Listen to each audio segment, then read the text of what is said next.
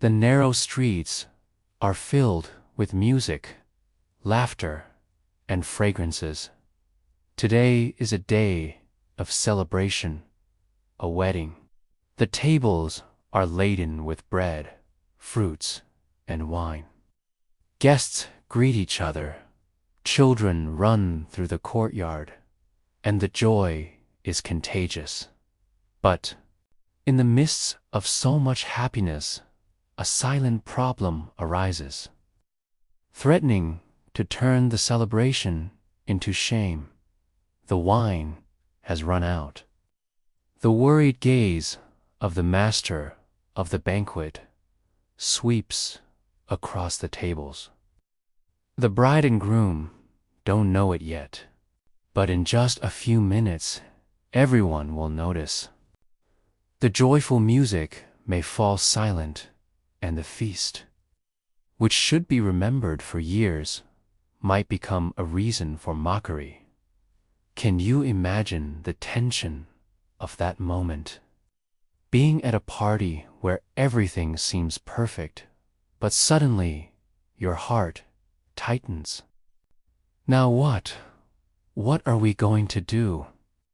Perhaps you have lived through something similar in your own life when joy was present, but suddenly everything was gone.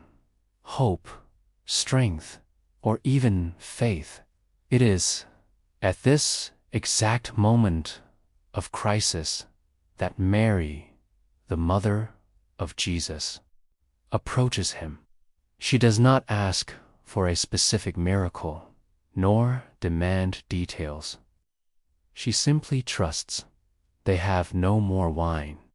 Mary does not look to human resources, but to divine power. And you, if you were at that wedding, what would you do? Would you despair at the lack of wine? Or would you trust that Jesus can turn the impossible into victory?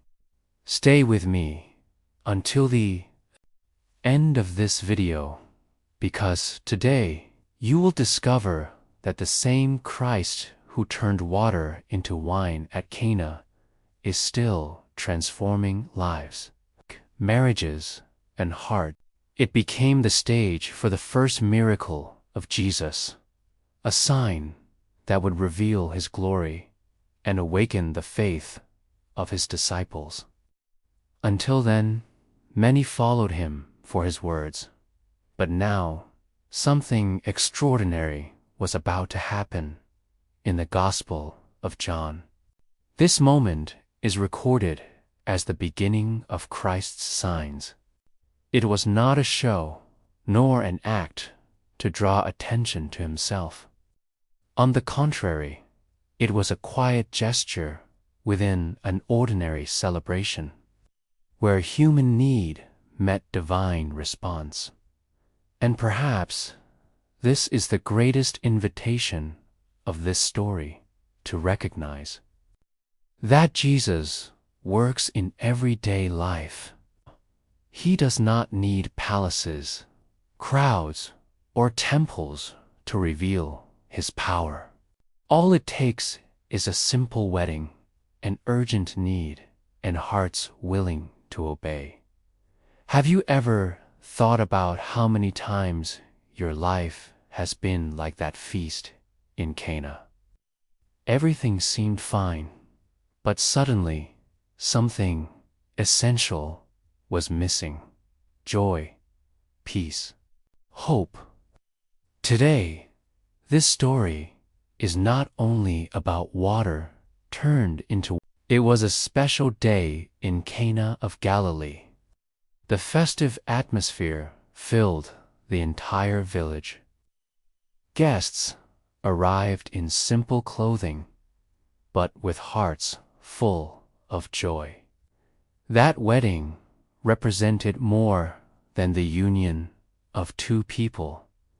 It was a symbol of community, of hope, and of the celebration of life. Among the guests was Mary, the mother of Jesus, Her presence carried tenderness and care. She observed every detail of the feast, as any experienced mother would: the flower arrangements, the tables prepared, the children running around. Mary had that attentive gaze, always aware of the needs of others. And among the guests was also Jesus, accompanied by his first disciples. He had not yet performed any public miracle, but his presence already radiated peace. Whoever came near him felt a different atmosphere, calm, that filled the heart. Now imagine yourself at that feast. Would you have noticed Jesus among the guests? He was not at the center of attention, not the one speaking the most, but he carried a silent authority, a presence that did not need spotlights. The music played, the wine flowed at the tables, and everyone celebrated. But, unnoticed by many, an embarrassing situation was approaching. The wine was running out, and what would a wedding be without wine? In Jewish custom, this meant shame, a failure of the family, humiliation before the whole community. Mary noticed. Her attentive eyes caught what others ignored. How many times in your life has the wine of joy seemed to run out? Perhaps in your family, in your marriage, in your relationships. Mary then made a bold decision. She approached Jesus. She didn't know exactly how, but she was sure that in him there was an answer. Her words were simple. "They have no more wine." It was not a direct request, nor a demand. It was surrender, an act of trust. And here lies a reflection for you. When something essential is missing in your life, do you take the problem to Jesus? Or do you prefer to rely on human resources, which so often fail? Mary shows us the attitude of faith, to recognize the need and present it to Christ. She did not suggest how it should be solved. She simply entrusted it to him. What a lesson for us. So often we want to hand Jesus the solution along with the problem, as if we knew better than he does. In that moment, the feast continued, but a miracle was about to be born. The scene reminds us that Christ does not ignore human needs. He is not indifferent when something is lacking. And you noticed that many times he is present in your life, but silent, simply waiting for you to invite him to act. Now, imagine you are at that feast, sitting at one of the tables, listening to the music, seeing the joy around you. Suddenly, Mary approaches Jesus with simplicity and trust. They have no more wine. Short words, but full of faith. She does not suggest how to solve it. She does not impose conditions. She simply presents the need, certain that he could act. This gesture is a profound lesson. True faith does not give orders to God. It simply surrenders Jesus' response seems harsh. "Woman, what does this have to do with me? My hour has not yet come." Many might interpret it as coldness, but it was not reproach. Christ was only showing that he would not act out of vanity or human pressure. His hour, the cross, the full revelation of his glory, was still in the future. Even so, Mary understands something that few perceive, even if it was not Jesus' hour before the world. It is always the right time to help those in need. Mary looks at the servants and declares the phrase that echoes through the centuries: "Do whatever he tells you." Simple, direct, full of authority. This phrase is the key to every miracle. It is not our creativity, it is not our methods, but obedience to the voice of Christ that opens the doors of the impossible. Imagine being there as one of the servants. You hear the order. The wine has run out. The celebration is at risk. And now the mother of Jesus commands that they obey his every word. What would you do? Would you trust without understanding or laugh at the instruction?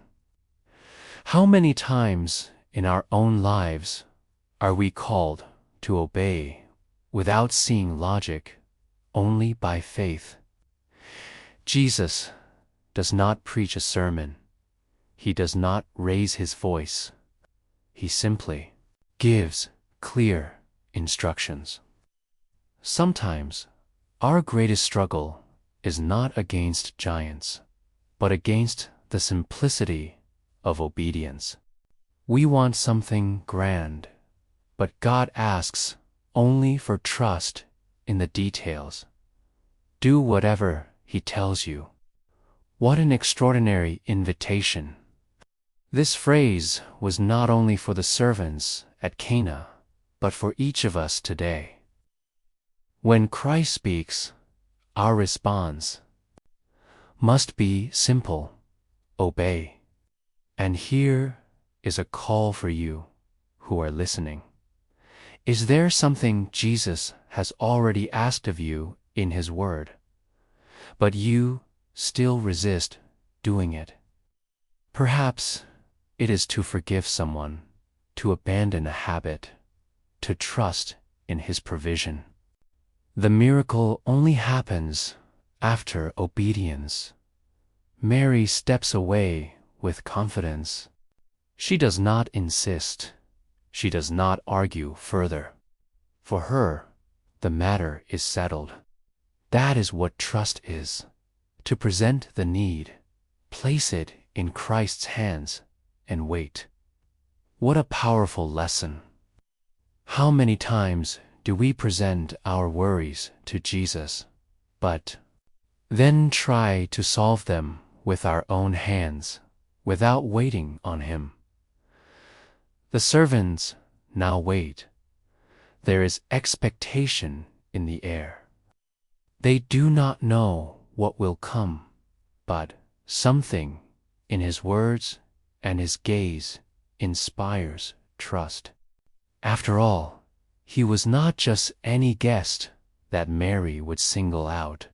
That man carried a presence that already spoke volumes. And you, how would you react? Would you be willing to obey simple instructions that perhaps made no sense? Jesus looks at the servants and gives a simple command: fill these jars with water, nothing more. No dramatic gesture, no extraordinary sign, just a direct instruction. Those stone jars, used for purification rites, would now become the stage 4, something grand. The 6 jars were empty, enormous, each holding dozens of liters. Filling them was no easy task. It required effort, patience, and trust. And yet, the servants obeyed. They did not question.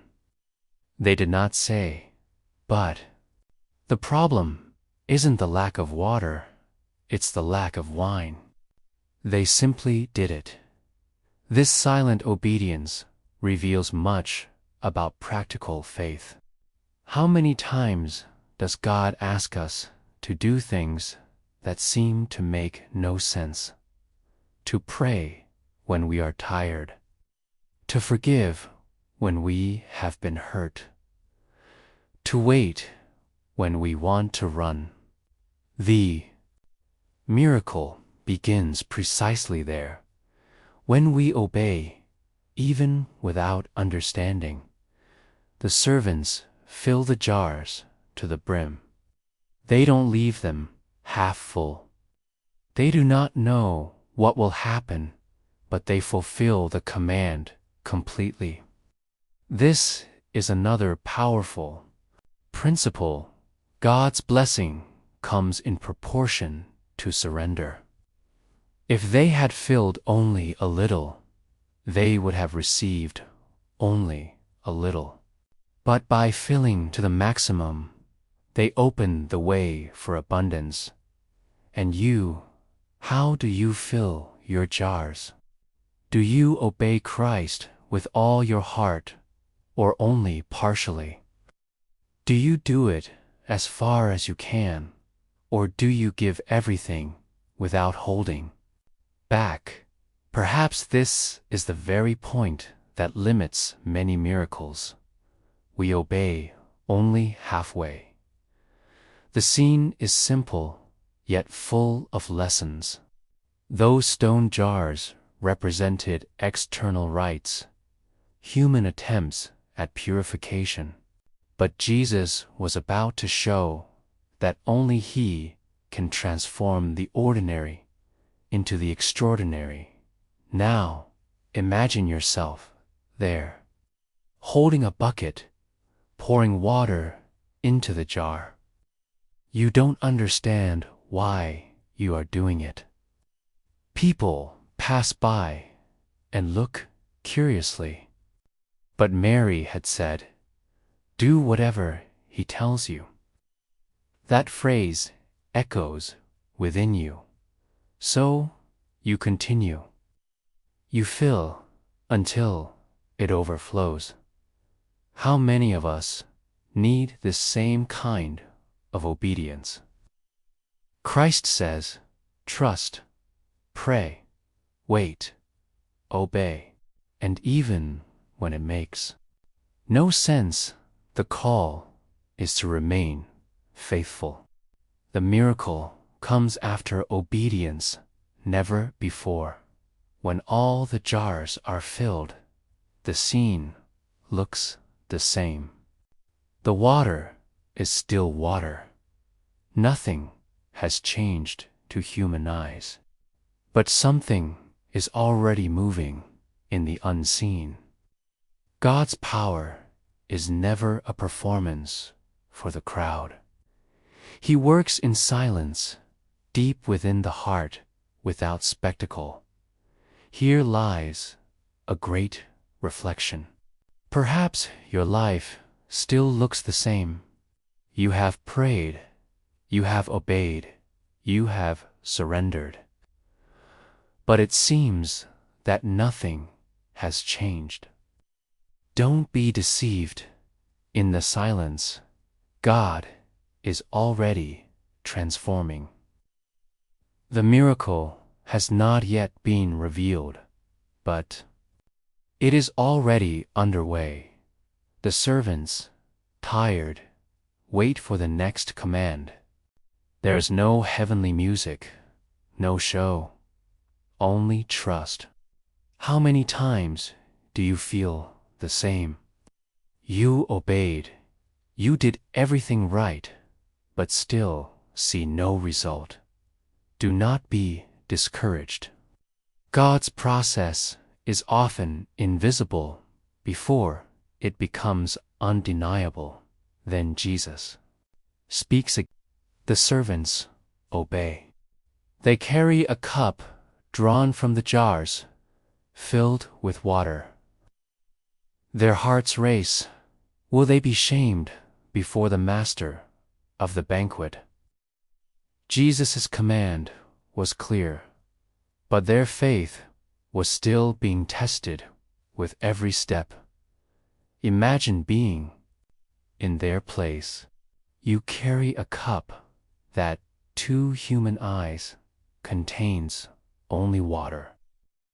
The guests laugh, the music continues, but your heart beats strongly, and yet you trust. Because Mary had said, "Do whatever he tells you." The master of the banquet receives the cup. He looks carefully, he tastes slowly. Then something unexpected happens. His face changes. He is astonished. Longer water. It has become wine, and not just any wine, but the best of the celebration. He calls the bridegroom. Surprised, everyone serves the good wine first, and after people have drunk freely, the inferior. But you have kept the best until now. What seemed like failure turned into honor. The feast, which was about to end in shame, now shines with abundance. This is the way of Jesus. He does not merely supply what is lacking. He makes it overflow. He does not bring just any wine, but the best. Have you ever experienced that in your life? Here lies a powerful reflection. The world serves us pleasures that seem good at first, but afterward leave only bitterness. Jesus does the opposite. He saves the best for last. Life with him is not monotony, but ever-increasing joy. The disciples watch in silence. This is the first public sign of their master. They understand. They are standing before the Son of God, the one who has the power to transform. Their faith is strengthened. And you, what would you do if you were at that feast? Would you look only at the new wine, or would you recognize that this moment was a sign of Christ's glory? How many times has God transformed something simple into blessing in your life, and you did not notice? The miracle at Cana is a metaphor for spiritual life. Without Jesus, our jars remain empty. Our celebrations end in frustration. But when he enters, transformation happens. What was lack becomes fullness. What was ordinary water becomes excellent wine. Right in the comments from which country and city you are watching us. Subscribe and share this video. This message may renew someone's faith today. Now think, if Jesus could turn water into wine, can he not transform your marriage, your family, your life? Many times we think he only acts in great crises, but his first miracle happened at a simple wedding in a domestic problem. He cares about every detail. The new wine symbolizes the grace of Christ. Just as that drink brought joy to the feast, His grace brings true joy to life. The first miracle of Jesus was not raising the dead, nor calming a storm. It was turning water into wine at a wedding feast. This teaches us that He cares about every detail of human life. Nothing is too small for His attention. He cares for simple needs, yet ones that touch the heart deeply. This act reveals His character. Jesus does not seek to impress crowds with displays of power. He acts quietly, often in ordinary settings, showing that His interest lies more in people's hearts than in public glory. He transforms without making a spectacle. And have you noticed how Christ acts discreetly in your life? How many times did something seem like a simple coincidence, but in truth, it was divine care? Perhaps it was an open door, a word of comfort, an unexpected provision. Even today, He still turns water into wine. The new wine of Cana symbolizes the abundant grace of Christ. Just as it brought joy to the feast, His presence brings true joy to life. It is not a fleeting pleasure, but a joy that lasts. The world offers entertainments that seem good at first, but leave emptiness afterward.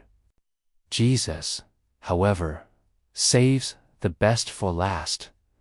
This is a striking contrast. The wine of the world loses its flavor, but the wine of Christ is always better. His grace never runs out.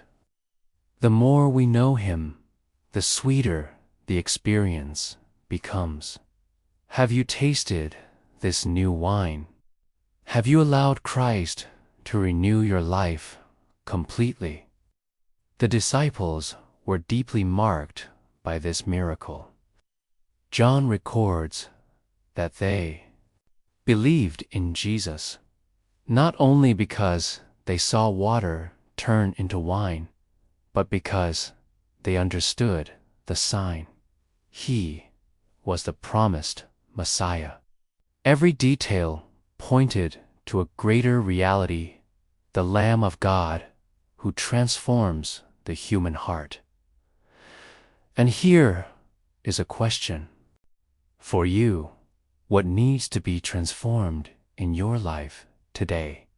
Perhaps you are living like an empty stone jar, trying to fill yourself with rituals or your own efforts. But only Jesus can truly fill and transform. Write in the comments which part of this story spoke most to your heart. Subscribe and share this message so more people can experience the new wine of grace. The miracle at Cana also speaks about timing. Mary wanted an immediate response, but Jesus said, "My hour has not yet come." Yet He still met the need. This reminds us that God has His own timing for every miracle. He may not act when we want, but He always acts when we need it. Do you trust God's timing, or do you grow anxious when you don't see a quick answer? The new wine only came after the jars were filled. There are processes that must take place before transformation. To obey to wait, to trust, these are the steps toward the miracle. Another application is for relationships. The setting was a wedding. Christ chose this environment for his first miracle as a blessing. The miracle at the wedding in Cana was not just about wine in jars. It was about transformation. Christ chose to begin his public ministry at a wedding, showing that he desires to be at the center of our families, relationships, and joys. On that day, shame was turned into honor, lack into abundance, and ordinary water into excellent wine. This is the pattern of Jesus. He does not simply solve problems, he transforms lives. He always saves the best for last. And now, the question is, have you allowed Christ to turn your water into wine? Perhaps your life feels like an empty jar, filled only with human effort, without true joy. Perhaps your home is like that feast about to end in frustration. But the same Jesus who was in Cana is here today, and he can renew everything. Write in the comments which city and country you are watching from. And if you believe that Jesus still transforms lives, declare in the comments, I want the new wine of grace.